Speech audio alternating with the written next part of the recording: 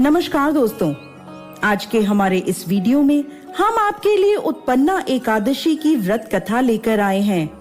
एक समय भगवान श्री कृष्ण और युधिष्ठिर महाराज के बीच संवाद हो रहा था।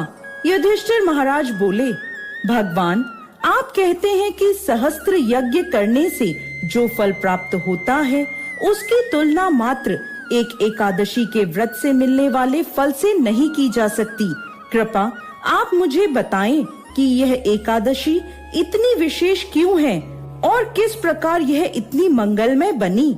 इसके उत्तर में भगवान श्री कृष्ण कहने लगे, राजन, मार्गशीर्ष मास के कृष्ण पक्ष में आने वाली एकादशी पर भक्त को एकादशी व्रत करना प्रारंभ करना चाहिए।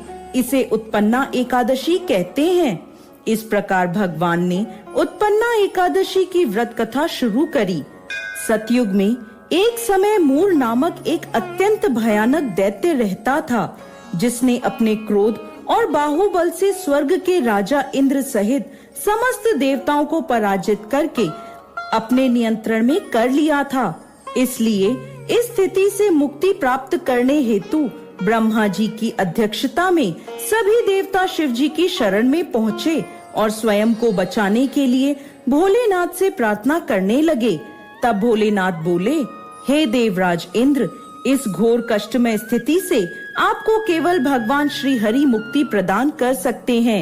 इसलिए आप उनकी शरण में जाइए, वो अवश्य आपको संरक्षण प्रदान करेंगे। यह सुन सभी देवतागण भगवान श्री हरि की शरण में क्षीर सागर पहुँचे। वहाँ जाकर उन्होंने भगवान विष्णु से प्रार्थना करी और कहने लगे, हे कमल नयन, हे मधुसूदन, आप सदैव अपनी शरण में आने वालों की रक्षा करते हैं। हे प्रभु, ब्राह्मण कुल में नाड़ी जंग नामक एक शक्तिशाली दैत्य उत्पन्न हुआ था, जिसने सभी देवताओं का संहार करने की प्रतिज्ञा ली थी। उसका पुत्र है मूर। इसकी नगरी का नाम है चंद्रावती और इस दैत्य ने त्रिलोक में हाहाकार मचाया हुआ है। इसने सभी देवताओं को पराजित कर अपने पराधीन कर लिया है। हमारी रक्षा करें। यह सुनकर भगवान श्री हरि क्रोधित हो गए और उन्होंने सभी देवताओं से कहा कि वह सभी इसी क्षण चंद्रावती पर आक्रमण करें और भगवान स्वयं इस युद्ध का नेतृत्व करेंगे। जब मूर दैत्य ने उन सभी को अपनी नगरी की ओर आते हुए देखा, तो वो अपने सैनिकों के साथ गर्जना करता हुआ आगे बढ़ा। भगवान और मूर दैत्य के बीच भयानक युद्ध हुआ। मूर दैत्य ने अपनी मायावी शक्तियों का प्रयोग किया और भगवान श्री हरि उसे परास्त कर रहे थे। इस प्रकार देवताओं के 1000 वर्षों तक यह युद्ध चलता रहा। इसके बाद भगवान ने अपनी एक दिव्य लीला प्रकट करी। भगवान अचानक युद्ध क्षेत्र से अदृश्य हो गए और बद्रिका आश्रम में चले गए। वहां उन्होंने हेमावती नाम की एक अत्यंत सुंदर गुफा में विश्राम किया। जब मूर को यह बात पता चली कि भगवान विश्राम कर रहे हैं, तो उसने निश्चय किया कि अब वो भगवान श्री हरि का वध कर देगा। उसी क्षण वो उस गुफा में पहुंच गया। उसी समय भगवान के शरीर से एक अति तेजमय कन्या उत्पन्न हुई।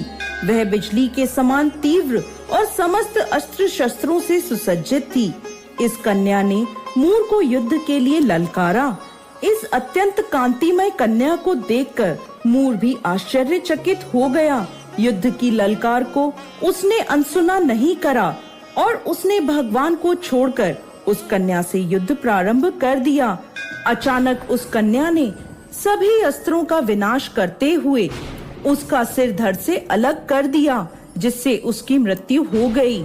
जैसे ही उसकी मृत्यु हुई, भगवान श्री हरि निद्रा से उठे और उस तेजस्वी कन्या से पूछने लगे, हे देवी, आप कौन हैं और इस असुर का वध किसने किया?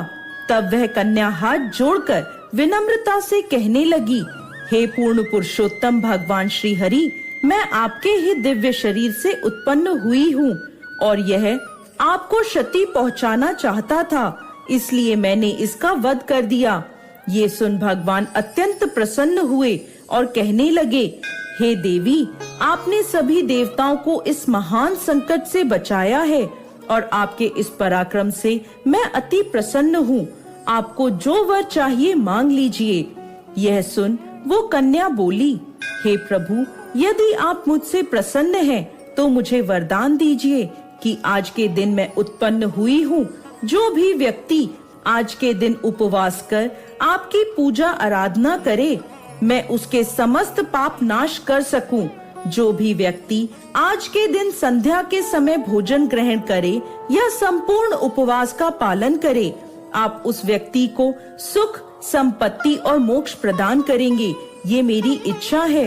यह सुनकर भगवान श्री हरि बोले, हे देवी, आप मेरी आध्यात्मिक शक्ति के रूप में कृष्ण पक्ष के 11वें दिन उत्पन्न हुई हैं, इसलिए संसार आपको एकादशी के नाम से जानेगा। आपकी उत्पत्ति का यह दिन मुझे अति प्रिय होगा।